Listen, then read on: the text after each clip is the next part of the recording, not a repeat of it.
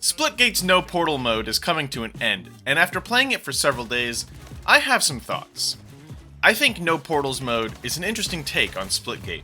Playing these maps without the ability to use portals offers a unique perspective that can't be seen otherwise. The way you think about engagements and your own placement is completely flipped and gives a fresh take on how you strategize. You don't have to worry about some portal freak teabagging your corpse before you realize you're dead, but now you have to figure out how you're going to run all the way across the map to the objective before the headshot god blows you away. And you better pray that the headshot god is looking at someone else's head, because you've only got seconds before his eye turns to you. I also enjoy seeing the community maps in a public setting.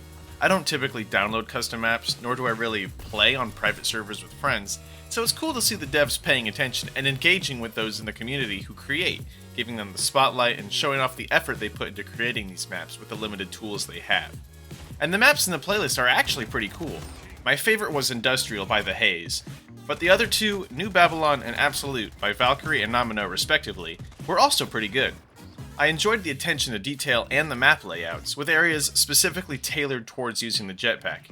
I do have issues with the map creator, but that's an issue for another video. So how good is no portals mode? Well, it could be better. As fun as the gunplay in Splitgate is, this mode leaves something to be desired. Splitgate's main mechanic, and therefore main draw, is the fact that you can use portals to get around. And of course, the whole game is built around this idea.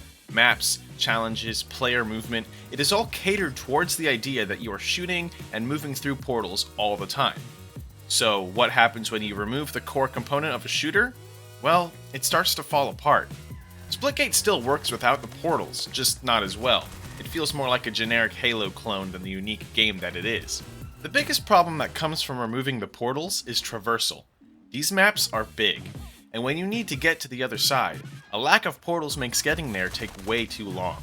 The game modes themselves haven't changed, so when I'm trying to capture a point and I need to save those precious seconds before the enemy team does, being forced across an entire map on foot causes problems. This really only applies to Hot Zone and Domination. TDM doesn't suffer from this issue. You basically play the same, just without getting those portal angles.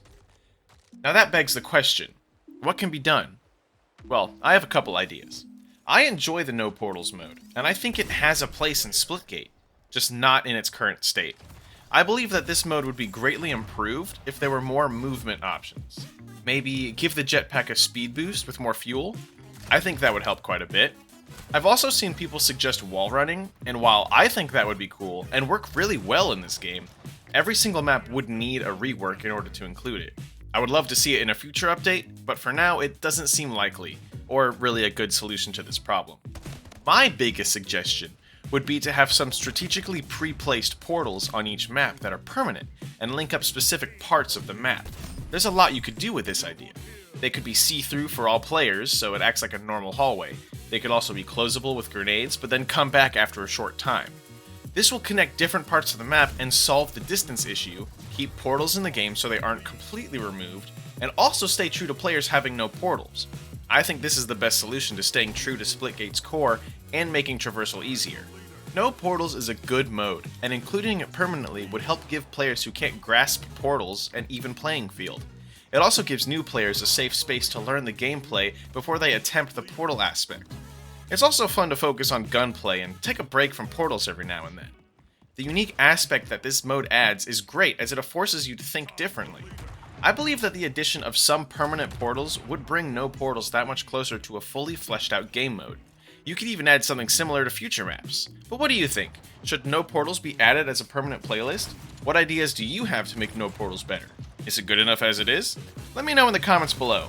Subscribe for more Splitgate content, and I will see you all in the next video.